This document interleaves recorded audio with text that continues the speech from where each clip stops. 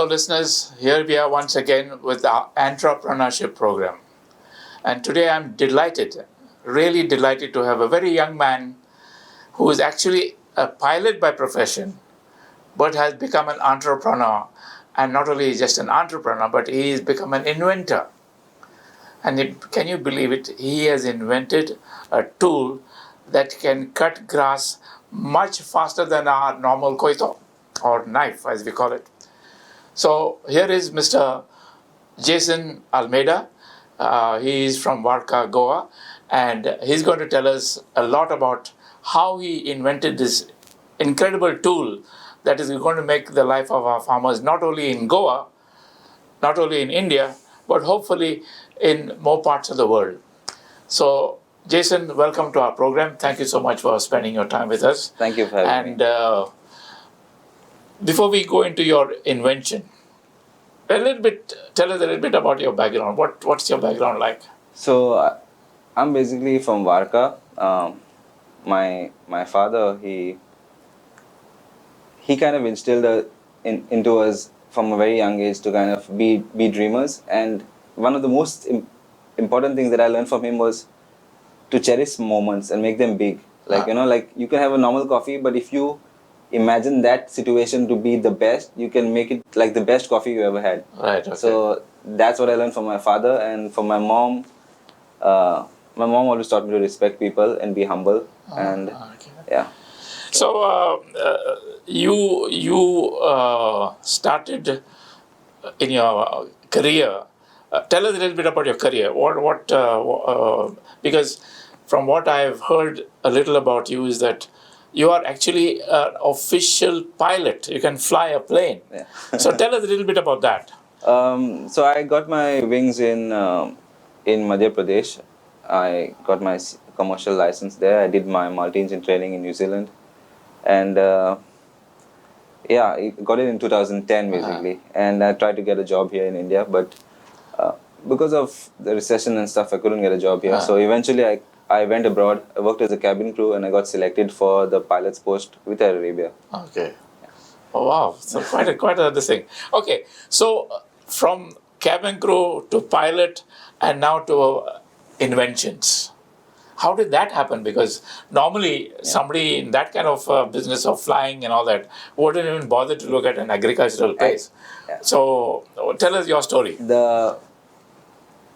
The invention of the race is highly influenced by a pilot, by the way. The design, when it comes to weight and balance, understanding the design of the handles and stuff. Okay. Because in the cockpit we have like, it's called an ergonomic setup. So everything is within reach and in a particular order. Yeah. So the same thing should, in your car basically, like your button's in the right place, right, when you want to do something. So same thing, I felt like manual tools should be interactive with us.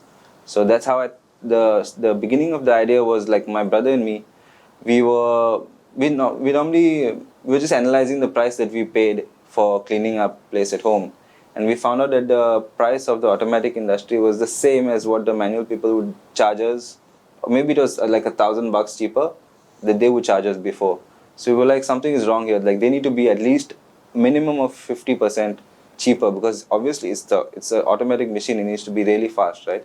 So that's when I kind of decided I'm going to start something. Initially I thought I'll innovate. I'll take the old tools and make some small changes and I'll put it out there. But then I realized that if it was that simple, somebody would have done it already. So that's when I realized that there is a chance for me to do something here, basically. So you then worked with your brother, and you started looking at ways and means. You looked at the koito. Yeah. You looked at an automatic machine. Yeah. And you said there's something in between. Yeah, there's something. And that is where you came in. Yeah. So that machine that you have invented, it is not an automatic machine. It is still a manual machine. Yes. But it works much faster than a koito. Yeah. So how did that actually happen?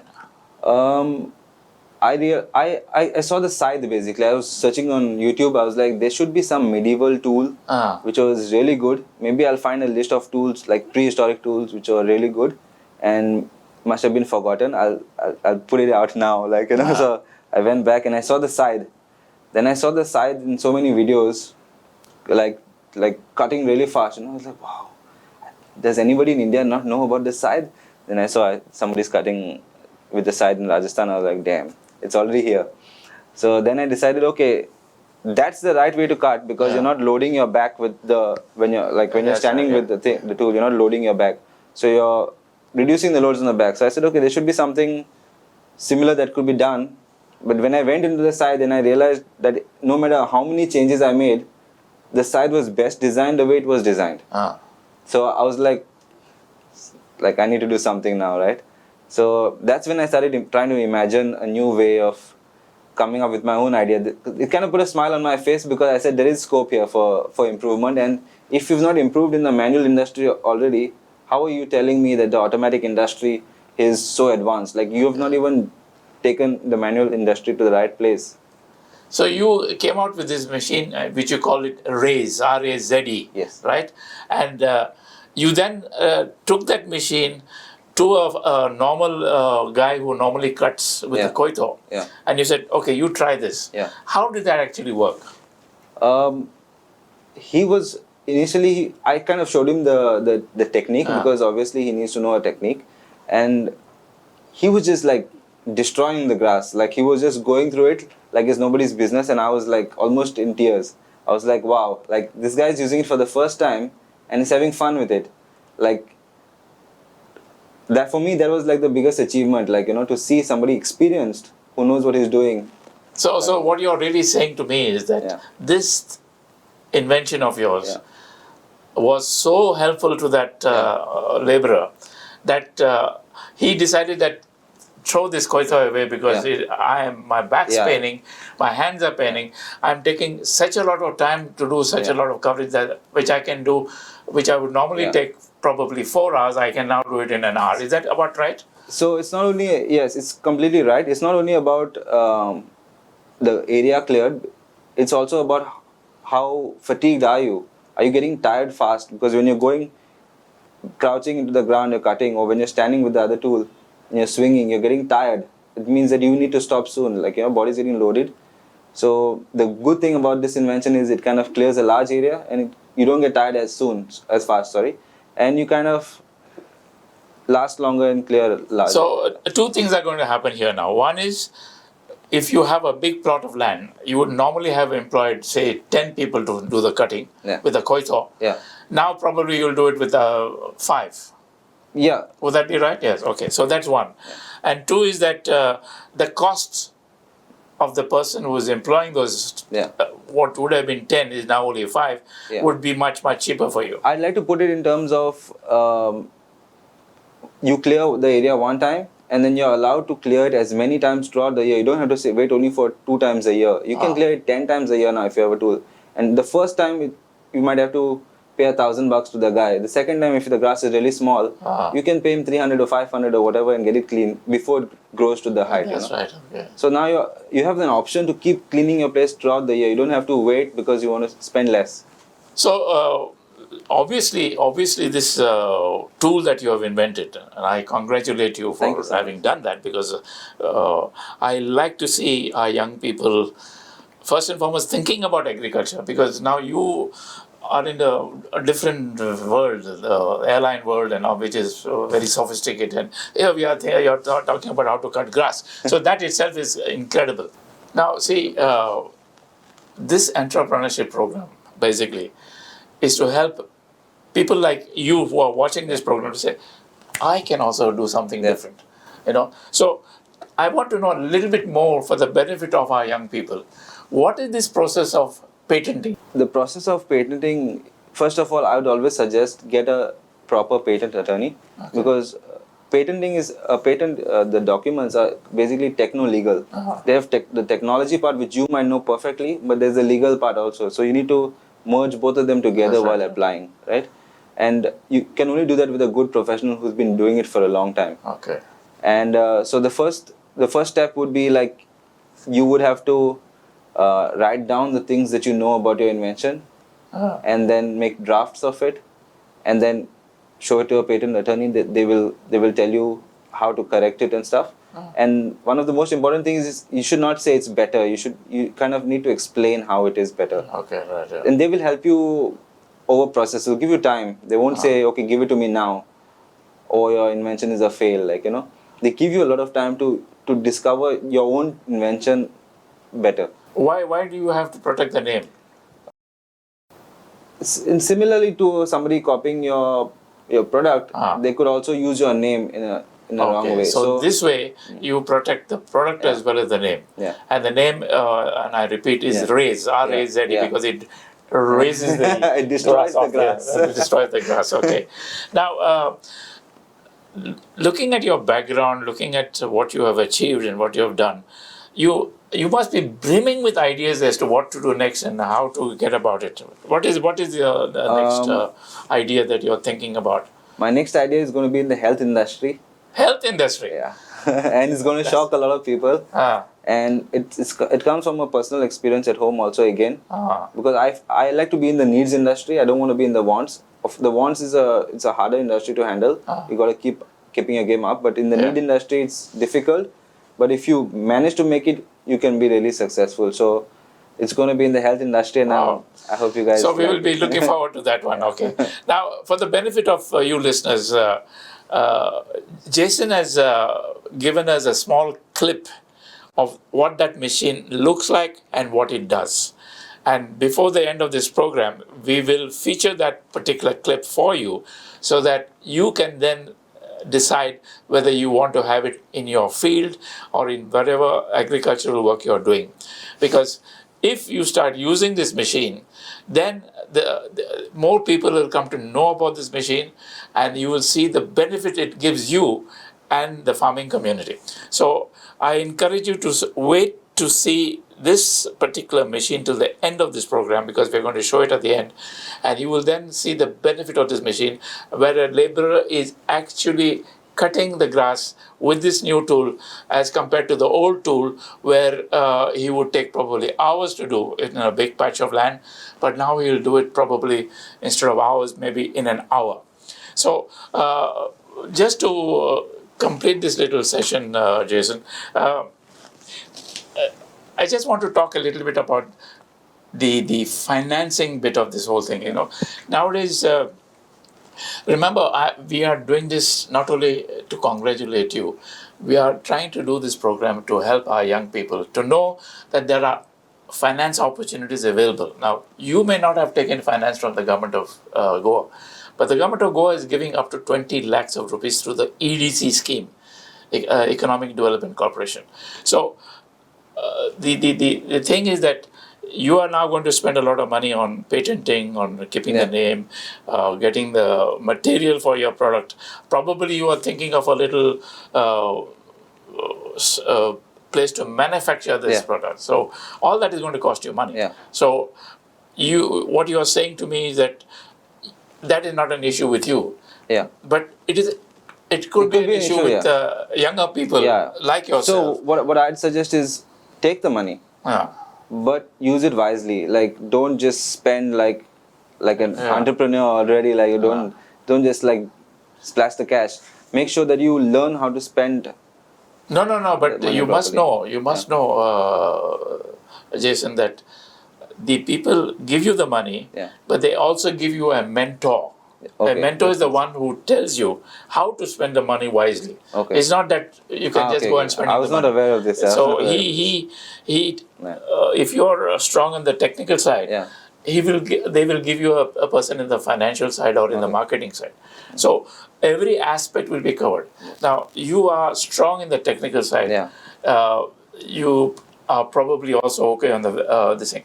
What about the marketing side? What plans do you have for there? Marketing side, mostly I'd like to go for word of mouth, because I believe if you set out a good product, the product will speak for itself. I'm pretty active on Instagram, Facebook.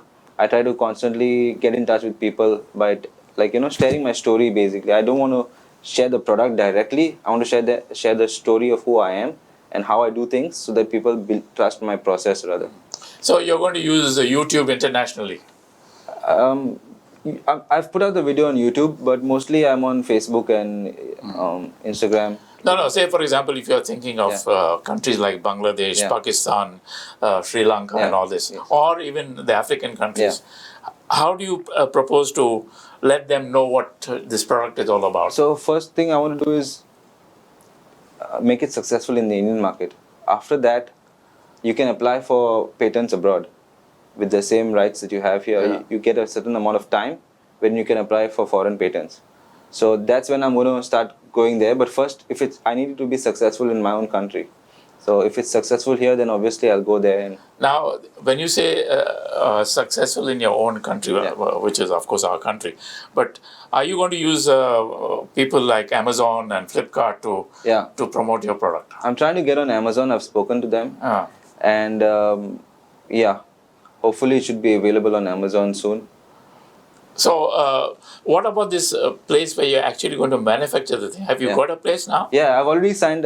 Yesterday, in fact, I signed a manufacturing agreement. And so basically, to kind of produce this thing on a larger scale. Okay. So that was a happy day for me yesterday. But the main thing is not the agreement.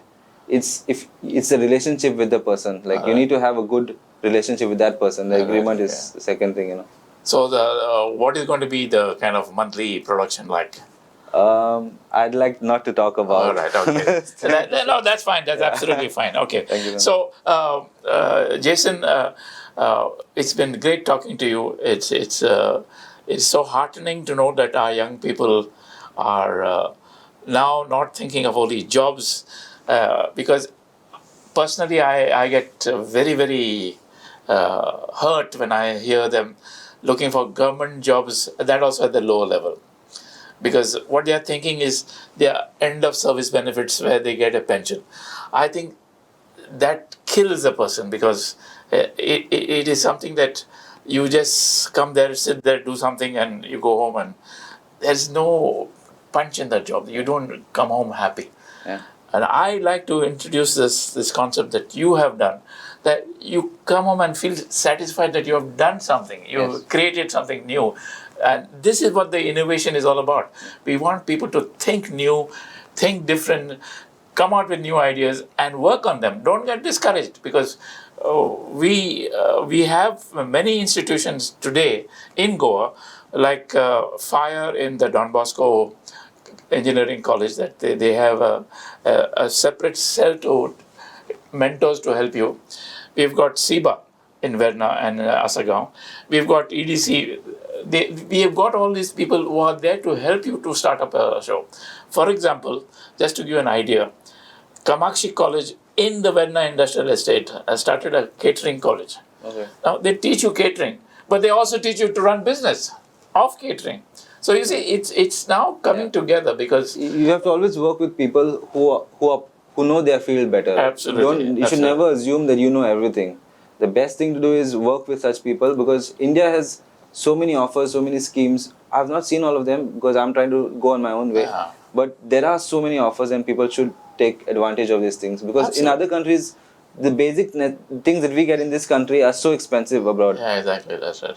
So I once again wish you all the very best. I'm sure when you are ready with your health invention, we will have another chat with you. But in the meantime, take this up, do it well, let it go international. Thank you so much. And one day you will be a big name in the agricultural world, Jason Almeida, the man who introduced Raise. Thank you for having me on this show. I mean, you kind of picked it up from the beginning, even without seeing the tool. And for me, that means so much to have the support.